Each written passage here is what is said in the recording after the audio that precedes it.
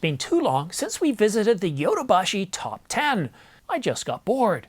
But we have some interesting developments as we approach the year end. What are they? Who's in the top 10, the top 3, and who's sitting on top of the leaderboard? Click subscribe and we'll see if your favorite brand tops the charts. And if you're already subscribed, please take a look and see if you're still subscribed, because some viewers have recently reported being unsubscribed by YouTube. Welcome back, I'm Simon, and I love scanning the news and rumor sites, patent applications, and all the pro forums so that you don't have to. And after about a 6-month absence, well, I'm back to report on the Yodobashi Top 10 camera sales for you in the second half of October.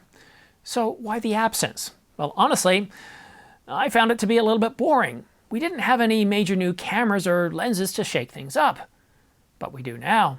Let's start in the number 10 position with an old favorite. The Canon EOS R5 Mark II was a top seller last year and manages to hold on to the 10th spot, though it's likely to be dethroned next month by the Canon EOS R6 Mark III. In 9th place, we have the Nikon Z5 Mark II. The Sony ZV-E10 Mark II with a double-lens zoom kit captures 8th place. And the Canon EOS R50 double-lens zoom kit is still a big seller in Japan despite being released all the way back in 2023. It looks like it's preferred over the R50V, a video-centric version of the same camera. In 6th place, we have the Nikon Z50 Mark II with a double-lens zoom kit. Now, these double-lens zoom kits, which is the camera and 2 lenses, they've proven to be quite popular, though not as popular as they are this time around. Now, normally, we have 3 kits in the top 10, but this time, we have 5 of them.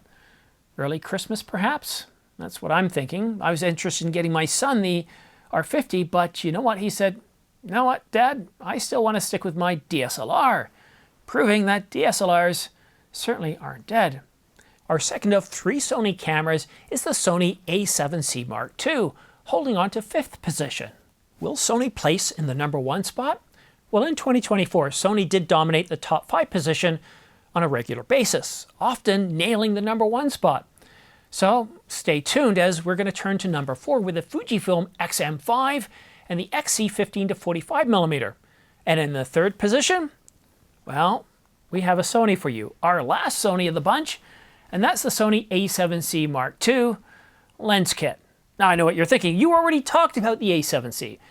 This is not me reporting this, these are retailers, and if you get the camera, body alone, well, that's one SKU. If you get the camera and a lens kit together, that's a different SKU. So the Sony A7C is doing so well that it's showing up in the top 10 as just body alone and with a kit. So what about second place? Let's try that again. What about second place? Well, we have a Hasselblad, the X2D2 100C. But you're all wondering who's in first place. And in first place, we have the Nikon ZR, the lowest priced full-frame cinema camera on the market, a direct shot against the Sony FX3 and the Canon C50, priced at $2196. A price well below what it should be, merely to generate buzz and excitement. It's no wonder it's in the number 1 spot, and likely by a huge margin. This is not a one-off camera. Think of it as the lightning that you hear in the distance. You don't know how big the storm's going to be, but you know it's going to be pretty big. We are at the beginning of a range of Nikon Red Cinema cameras. We've already gotten word that Nikon will be releasing 4 new cinema lenses within the next 6 months, at most, for Nikon ZR customers. Nikon is focused on cinema and red. We might not see any non-cinema stuff for several months. Unfortunately, Nikon didn't provide us with a roadmap when they would announce these lenses, but they did tease. Nikon and Red will meet a wide range of needs in film production with an extensive lineup of cinema-oriented products under the Z Cinema series. And did you catch that in there?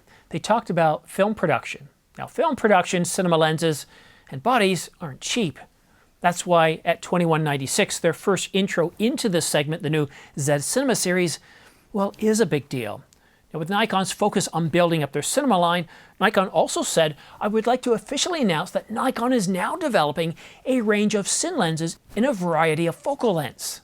Then at IBC, talking about T-point cinema lenses, we'd like to make an official announcement right here. Nikon is now developing Nikkor cinema lenses. They're under development right now, so it's going to take some time until they launch. But we have done some extensive research with Red to understand the needs of the cinema industry, and we've already begun development. So yeah, looking forward to it. I just love talking about the Nikon ZR line and Red-inspired cinema cameras, but did you feel the power from those quotes? It is like hearing thunder in the distance, knowing that a big storm is coming. But in this case, when the storm comes and it rains, well, it's going to rain lots of Nikon Z cinema gear. Now, if you've overheard anything about the Nikon Z cinema gear that you can share with us, then please email me at simondyates@gmail.com so I can share it with our viewers.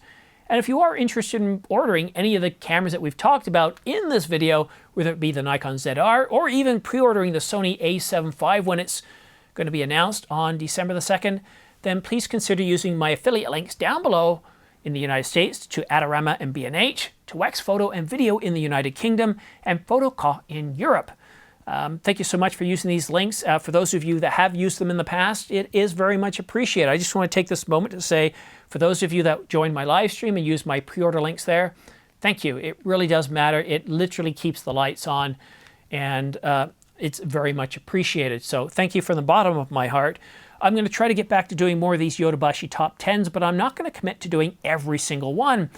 I only want to report on the ones that are interesting. And yes, I know these are Japanese retailers, and Yodobashi is a rather large Japanese retailer. They're about fourth in Japan with some 21 locations. But the Japanese are the people that make these cameras.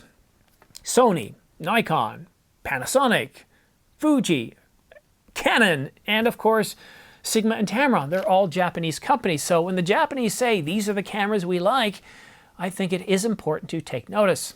Thank you so much for watching. Have yourself a great day, and we'll see you again soon. Most likely, very soon.